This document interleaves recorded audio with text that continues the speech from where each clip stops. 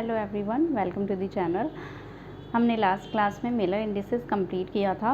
Miller indices का कुछ questions हमने किए थे। आज हम एक दो क्वेश्चन और करते हैं, उनसे और प्रैक्टिस हो जाएगी और फिर उनके यूजेस की बात करेंगे कि मिलर इंडिसेस को हम कहाँ यूज़ करते हैं। तो सबसे पहले तो हम एक क्वेश्चन और करते हैं। देखो, दो टाइप के क्वेश्चन होते हैं, एक में तो आपको इंटरसेप्ट गिवन होता है और एक में आपको इंटरसेप्ट निकाल के खुद निकालना पड़ता है और फिर मिलर इंडिसेस फाइंड आउट करनी पड़ती हैं, ठीक है। और एक जो है आपको क्यूब दिया होगा, इसमें कोई एक प्लेन दिया होगा आपको। मान लो यहाँ पे बीच में एक प्लेन दिया हुआ है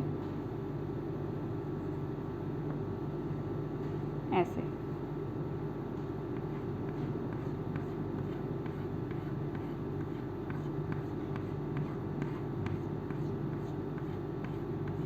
ठीक है।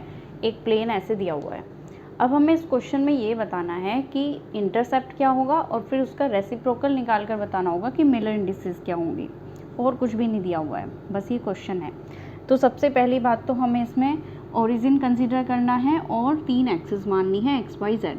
तो यहाँ पर मान लें, क्योंकि यहाँ प्लेन तो है ही नहीं, हमें प्लेन पे नहीं मानना होता है, क्योंकि प्लेन पे अगर आपने मान लिया तो फिर वो ज़ीरो हो जाएगा और इंटरसेप्ट ज़ीरो होने की वजह से 1/0 से वो इनफाइनाइट आ जाएगा हमारा मिलर इंडिसेस, जबकि मिलर इंडिसेस होनी चाहिए फाइनाइट वैल्यू, ठीक है।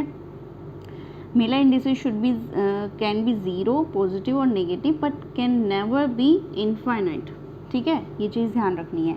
And can never be fractional also, ठीक है, फ्रैक्शनल भी नहीं होनी चाहिए। तो यहाँ पर एक तो ये वाली एक्सिस, एक ये वाली एक्सिस एंड एक ये वाली एक्सिस हो गई। इसको एक्स एक्सिस मान लिया, इसको वाई मान लिया और इसको जेड मान लिया, ठीक है। तो अब यहाँ पर आपको देखना है कि 3 एक्स वाई जेड एक्सिस के अकॉर्डिंग क्या इंटरसेप्ट्स बन रहे हैं। तो ये जो प्लेन आप देख रहे हो, क्या ये बिल्कुल मिडल में नहीं है? बिल्कुल मिडल में है ना। तो क्या ये एक्स को कहीं पे मिल रहा है? ये इसके बिल्कुल पैरेलल ही तो है, इसको आगे कहीं इनफाइनाइट पे तो मिल जाएगा, लेकिन अभी कहीं नहीं मिल रहा है। तो इसका मतलब जो इंटरसेप्ट है, एक्स एक्सिस पे जो इंटरसेप्ट आया है वो कितना आया है? इन्फिनिटी, ठीक है। वाई पे देखो, वाई को कहाँ मिल रहा है? वाई यहाँ से यहाँ तक पूरा 1 यूनिट है, लेकिन ये बीच में है बिल्कुल। तो बीच में होने की वजह से क्या हो जाएगा? ये प्लेन हमारा बिल्कुल हाफ में है, मिडल में है बिल्कुल, ठीक है। तो मिडल में होने की वजह से इसका जो इंटरसेप्ट आया है वो आया है 1/2, ठीक है। और z एक्सिस पे कहाँ मिल रहा है? ये z एक्सिस को क्या ये कहीं टच कर रहा है? नहीं कर रहा है। तो ये भी कहीं इसके पैरेलल है बिल्कुल, तो कहीं पे ये इन्फिनिटी पे मिल जाएगा जाकर। तो इसको भी क्या कहेंगे? इन्फिनिटी है, ओके। इंटरसेप्ट तो हमने फाइंड आउट कर लिया। Let's find out reciprocal. Reciprocal करेंगे तो क्या आएगा? चलो रेसिप्रोकल कर लेते हैं। 1/∞, 2 एंड 1/∞, ये भी हमने कर लिया। Now let's find out intercept. Intercept क्या होंगे? 1/∞ हो जाता है 0, 2 का 2 और 1/∞ भी 0। तो क्या है इंटरसेप्ट? 0, 2 एंड 0, ठीक है। वही फिर से वही बात, अगर आपने एक्सिस गड़बड़ कर दी कि एक्स वाई जेड की जगह आपने कोई और सी ले ली, कोई बात नहीं, वो भी सही है। तो 0, 0, 2 भी हो सकता है आपका, या फिर 2, 0, 0 भी हो सकता है, अकॉर्डिंग टू योर एक्सिस। जैसे आप लोगे उसी तरीके से आंसर आ जाएगा, ठीक है। तो अब हमारा ये 0 और पॉजिटिव वैल्यू आ गई है, कोई भी इंटीजर, बट इनफाइनाइट नहीं है, दैट्स करेक्ट। तो ये हमारा इंटरसेप्ट आ गया, ठीक है। इस तरह से क्वेश्चन किए जाते हैं। अब एक क्वेश्चन थोड़ा नेगेटिव वाली वैल्यू का भी ले लें कि नेगेटिव वैल्यू कैसे होती है। एक क्वेश्चन और कर लेते हैं।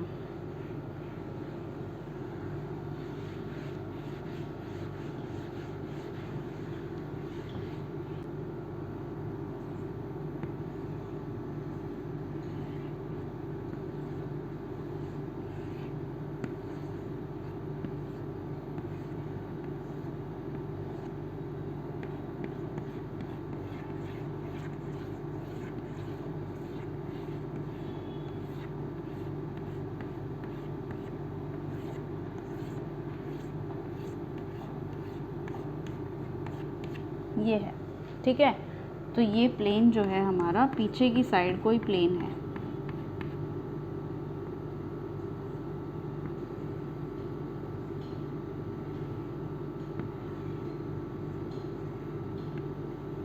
अब दिख रहा है ठीक, ये है हमारा, ठीक है। तो पीछे की साइड एक प्लेन है हमारा इस वाले, इस पे। तो अब हमें कहाँ लेना है, देखो सबसे पहले तो हमें क्या करना है, ओरिजिन लेना है। तो क्या हम ओरिजिन को यहाँ पर ले लें, यहाँ पर ले लें? किसने कहा यस? बिल्कुल नहीं ले सकते हैं। देखो अगर आपको ऐसा लग रहा है कि यहाँ पर ओरिजिन हो सकता है तो गलत लगा है, बिल्कुल यस मत बोल देना बिल्कुल भी। इतना कराने के बाद भी अगर यस बोल रहे हो तो फिर क्या फ़ायदा हुआ इतना समझने का।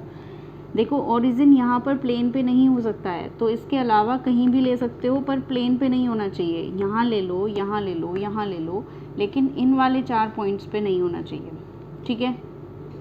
ओके, इस पे भी ले सकते हो इवन, क्योंकि ये इसका पार्ट नहीं है, पीछे वाला पार्ट है, ये आगे का पार्ट है। तो हम इन वाले पे किसी पे ले लेते हैं। मान लो हमने यहाँ पर कंसीडर कर लिया, ठीक है, हमने 0 यहाँ ले लिया एक ओरिजिन। और अब हमारी जो ये एक्सिस आ गई, एक एक्सिस एक्स एक्सिस ये आ गई, एक वाई एक्सिस ये आ गई, और एक जेड एक्सिस ये आ गई, ठीक है, हो गया। इस तरीके से हमने इसको कंसीडर कर लिया।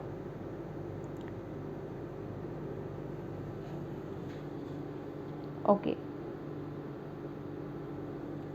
अब देखो यहाँ पर, ठीक है। तो अब यहाँ पर देखो, सबसे पहले हम बात कर लेते हैं एक्स वाई जेड 3 इंटरसेप्ट्स की, कि हमारे जो ये इंटरसेप्ट हैं ये कहाँ कहाँ मिलने वाले हैं हमें। तो सबसे पहले एक्स एक्सिस पे देखो, ये वाली जो हमारी एक्स एक्सिस है, क्या इस पे कभी ये मिलेगा? भाई ये इसके पैरेलल है, तो कहीं इन्फिनिटी पे तो मिल सकता है, तो इसका इंटरसेप्ट हो गया इन्फिनिटी। वाई एक्सिस पे भी पैरेलल है, ये वाला जो है इसके पैरेलल हो गया ना ये बिल्कुल, तो ये भी कहीं इन्फिनिटी पे मिलेगा।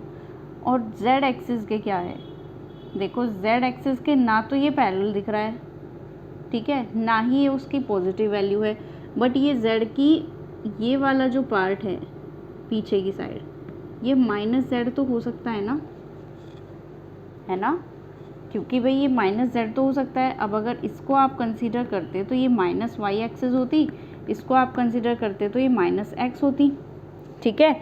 तो इसी तरह ये वाली क्या हुई, माइनस जेड हुई हमारी, राइट। तो ये कहाँ मिल रहा है इसको, -1 पे मिल रहा है, ठीक है, क्योंकि पैरेलल तो नहीं है ना। पैरेलल होता तो फिर तो ये दिखता हमें पैरेलल, लेकिन ये कहीं ना कहीं उसको मिल रहा है, चाहे भले ही वो उसको नेगेटिव पे मिल रहा है, लेकिन मिल तो रहा है ना। तो हमें तो ये नेगेटिव वैल्यू से मतलब है, यही हम करेंगे। रेसिप्रोकल कर दो इसका ज़रा, 1/∞, 1/∞, -1/1 ही लिखोगे तो भी वो सेम ही आएगा। अब इसका जो है मिलर इंडिसेस निकाल दो, 0 0 -1। ओके, क्या ये ऐसे लिखना सही है? थैंक गॉड अब यस नहीं बोला, बिल्कुल सही कहा आपने, ऐसे लिखना सही नहीं है, इसको ऐसे लिखेंगे, ठीक है, बार लगाएंगे हम इंटीजर के ऊपर, राइट। हो गया क्लियर कॉन्सेप्ट? आई थिंक अब तो मिलर इंडिसेस पूरा पक्का हो गया होगा। इसी तरीके के और भी क्वेश्चंस आएंगे, वो हम नेक्स्ट जब कराएंगे क्वेश्चन वाला पार्ट, जब मैं लेकर आऊँगी तब उस वीडियो में कंप्लीट कर लेंगे। फिलहाल हम स्टार्ट करने वाले हैं मिलर इंडिसेस के यूजेस, कहाँ हम उनको यूज़ करके क्या निकाल सकते हैं, ठीक है। चलो,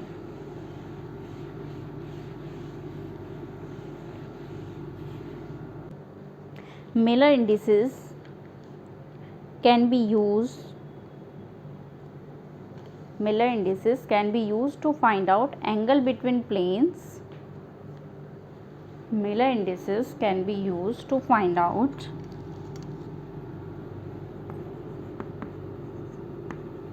Miller indices is used to find out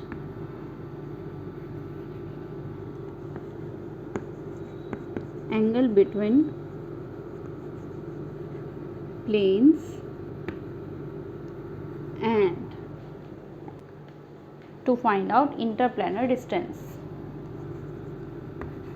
and to find out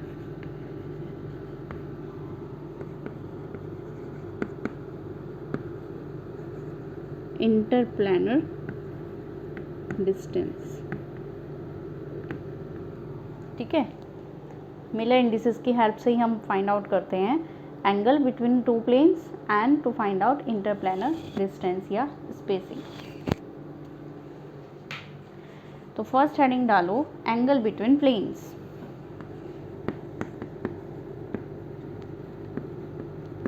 first heading है एंगल बिटवीन प्लेन्स।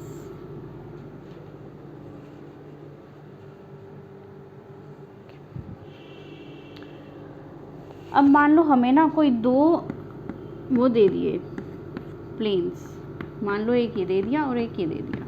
ठीक है, ये क्या है हमारा एच के एल होता है, तो इसको हम H1, इसको K1, इसको L1 मान लें, इसको H2, इसको K2 और L2 मान लें।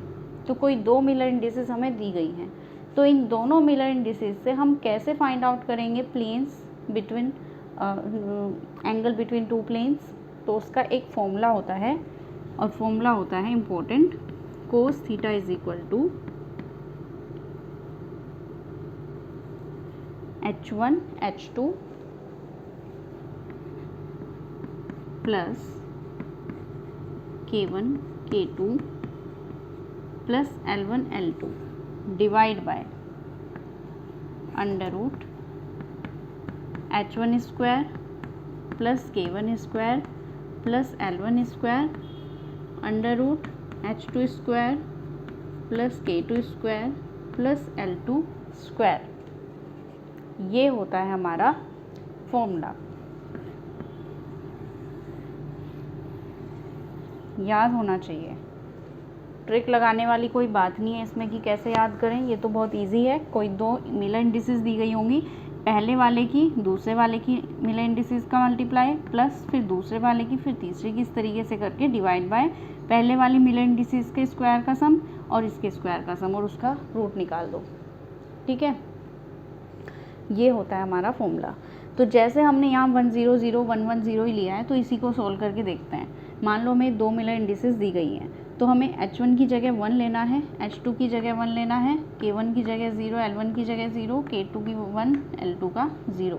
ये वैल्यूज़ हमें यहाँ पर पुट करनी है, बस आ जाएगा आंसर। देखो H1 और H2, H1 और H2 यानी 1 इंटू 1 क्या आएगा 1 into 1 plus K1 into K2 0 into 1 plus 0 into 0 0 divide by H1 का स्क्वायर यानी 1 का स्क्वायर प्लस K1 का स्क्वायर यानी 0 का स्क्वायर, 1 का स्क्वायर प्लस K1 का स्क्वायर 0 का स्क्वायर, तो 0 ही हो जाएगा, 0 ही हो जाएगा अंडर रूट फिर H1 H2 का स्क्वायर 1 का स्क्वायर, K2 1 का स्क्वायर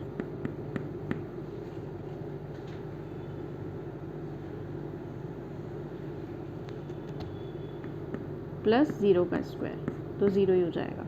तो ये आएगा हमारा 1 अपॉन, ये तो 1 आ गई वैल्यू, और ये क्या आ जाएगी 1 का स्क्वायर 1, 1 का स्क्वायर 1, 1 और 1 2, तो रूट 2 आ जाएगा। तो कोस थीटा की वैल्यू क्या आ गई हमारी 1 upon under root 2। 1 upon under root 2 किसकी वैल्यू होती है कोस 45 की। Cos theta is equal to क्या आया कोस 45, यानी थीटा की वैल्यू क्या आई 45 डिग्री। ठीक है, ये होती है हमारी। तो अब जो एंगल हमारे कोई दो प्लेन्स होंगे, अब ये प्लेन्स अच्छा कौन कौन से प्लेन्स हैं, क्या ये प्लेन हम बना सकते हैं। ऐसे भी क्वेश्चन आते हैं कि हमें मिलर इंडिसेस दी है और हमें प्लेन्स बनाने हैं, उनका हमें पूरा जो हम ये अभी क्यूब बनाए थे ना, तो वो भी बनाने होते हैं, वो वाले क्वेश्चंस भी देखने को मिलते हैं। प्लेन्स, दो प्लेन्स के बीच में हम एंगल कैसे फाइंड कर सकते हैं with the help of Miller indices. तो उसके लिए हमने फॉर्मूला देखा था ये वाला, cos theta is equal to H1 H2, यहाँ पर क्या है हमारे H1 K1 L1 जो है हमारे मिलर इंडिसेस हैं, H2 K2 L2 हमारे ये भी मिलर इंडिसेस हैं। ठीक है, ये एक प्लेन की, ये दूसरे प्लेन की, इन दोनों प्लेन्स के बीच में हमें बताना था एंगल कितना होगा। तो हमने यहाँ से इसको सॉल्व करके निकाला था cos theta is equal to जो हमारा h1 h2 यहाँ पर जो हम सारी वैल्यूज़ पुट अगर कर दें तो यहाँ पर हमारी जो वैल्यू आ रही थी 1/√2 आ रही थी, जिससे हमारा थीटा आया था 45 डिग्री। ठीक है, थीटा आता है हमारा 45 डिग्री। तो ये कैसे आता है, इसको अगर हम इनके अलग अलग प्लेन्स बनाए, देखो ये हमें दी हुई है मिलर इंडिसेस। हमने इससे पहले क्वेश्चंस किए थे कि हमें एक डायग्राम दिया हुआ था, क्यूब दिया हुआ था जिसमें एक प्लेन दिया हुआ था। ठीक है, उस प्लेन से हमें मिलर इंडिसेस निकालनी थी। बट क्वेश्चन ऐसे भी आ जाते हैं कि आपको मिलर इंडिसेस दी हुई है और उसका आपको क्यूब बनाना है, वो वाला एक प्लेन बताना है कि कौन सा प्लेन है according to this Miller indices. तो हम बात करते हैं 100 वाले प्लेन की। तो अगर हम यहाँ पर एक प्लेन बनाना चाह रहे हैं जिसमें हमारी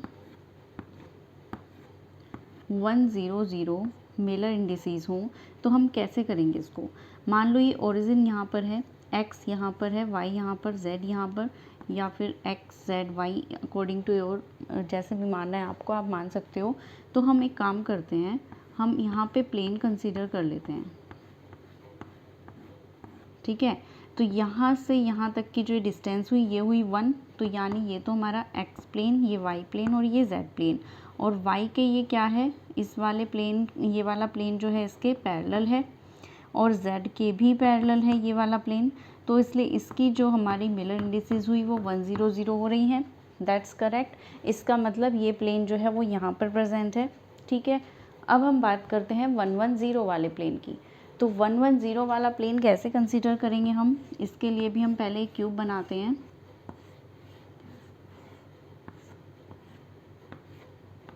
ऐसे, तो अब हम क्या करते हैं, एक प्लेन यहाँ से ड्रॉ कर देते हैं यहाँ तक। ये प्लेन जो है हमारे बिल्कुल बीच में से जा रहा है।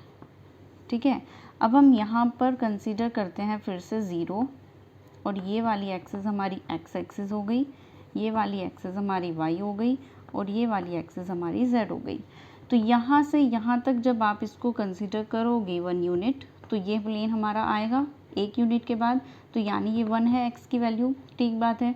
अगर हम y पे चलें तो y पे यहाँ पर जाकर भी हमें ये वाला प्लेन मिल जाएगा, तो ये भी सही बात है। पर अगर आप z पे जा रहे हो तो क्या ये प्लेन आपको मिल रहा है, ये प्लेन नहीं मिल रहा है। ये प्लेन हमारा क्या हो रहा है, एक तरीके से पैरेलल प्लेन बनता जा रहा है, तो ये इन्फिनिटी पे कहीं मिलेगा। तो इंटरसेप्ट इन्फिनिटी, दैट मीन्स इसका मिलर इंडिसेस 0। तो ये बन गया हमारा 110 प्लेन। तो ये दोनों प्लेन हमारे अगर एक में ही, एक पूरे एक क्यूब में कंसीडर करें तो कैसे बनेंगे, ये कुछ इस टाइप से बनेंगे।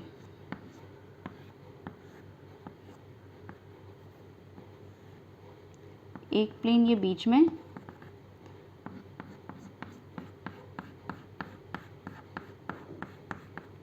और एक ये वाला प्लेन।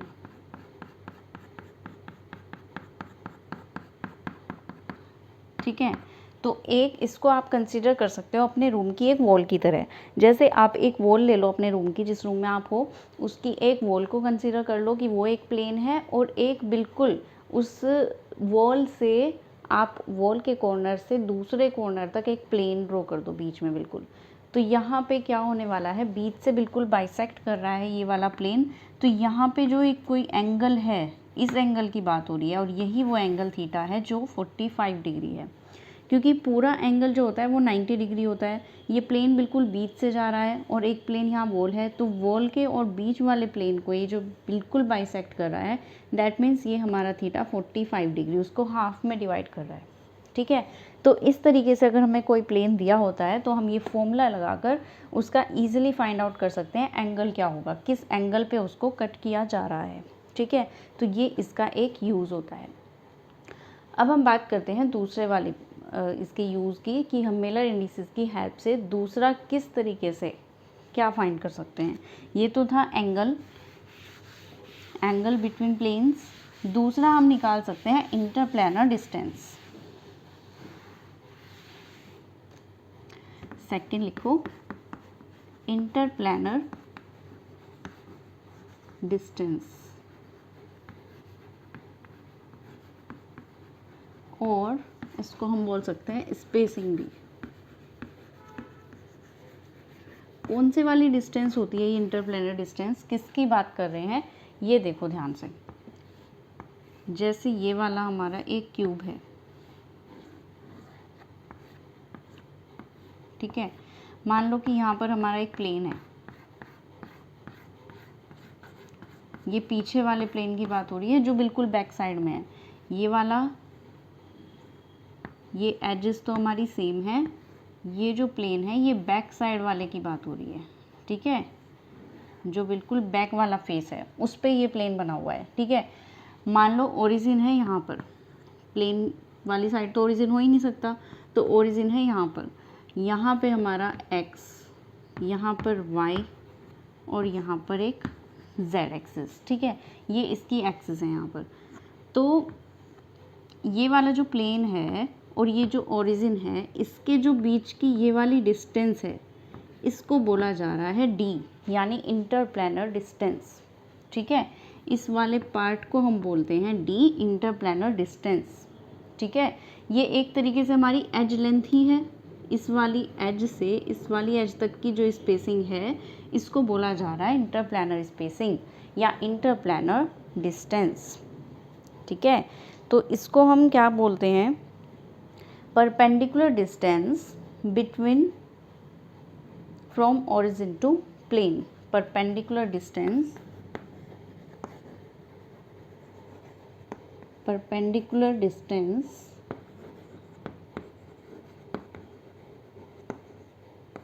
between origin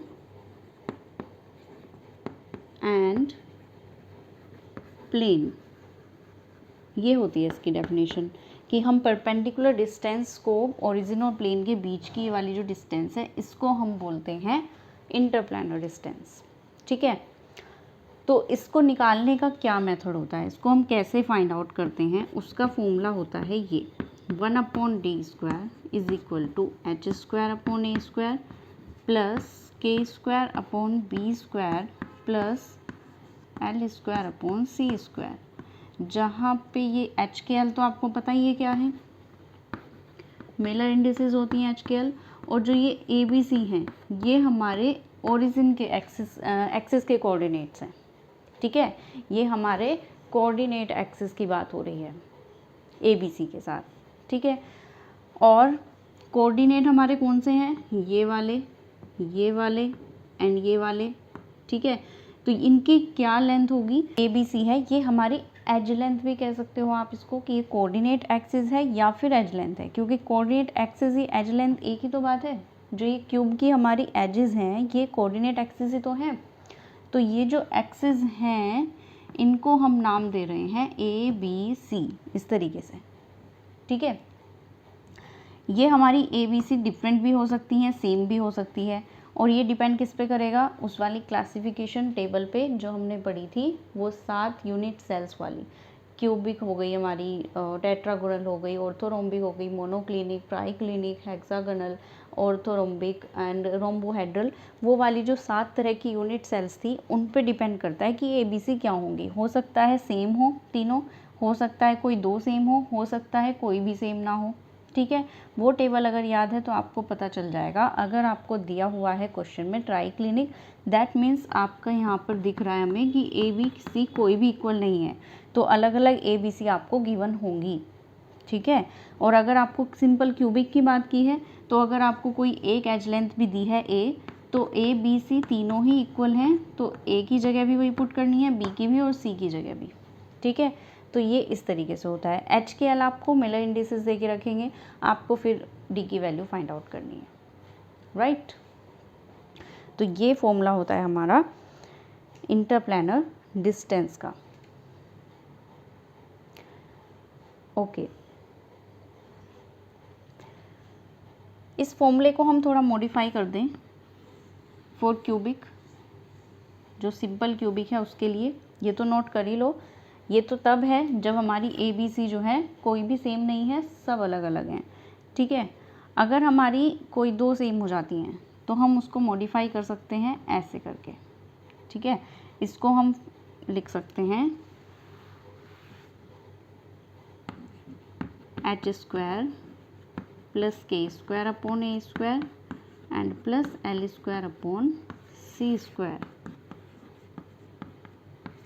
ठीक है, इसको हम ऐसे मॉडिफाई कर सकते हैं। ये वाला फॉर्मूला तो है तब जब कोई भी इक्वल नहीं है, ये तब है जब कोई दो इक्वल हैं, तीसरी नहीं है। ठीक है, अब हम बात करते हैं जब तीनों ही इक्वल होती हैं तब हम क्या ले सकते हैं। When A equal to B equal to C, तब हमारा यहाँ पर भी A आएगा और यहाँ पर भी A ही आएगा।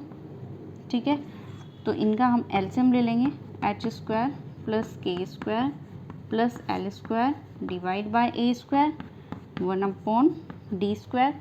ठीक है, इसको हम क्या कर सकते हैं,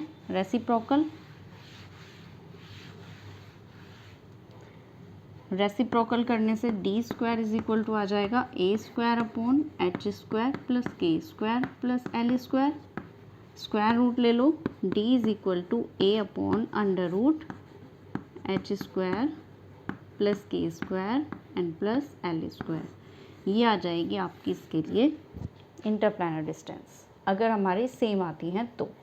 ठीक है, इस तरीके से यहाँ से आप डायरेक्टली मॉडिफाई करके सॉल्व कर सकते हो, पर अगर आप ये डायरेक्टली याद कर लो तो भी सही है।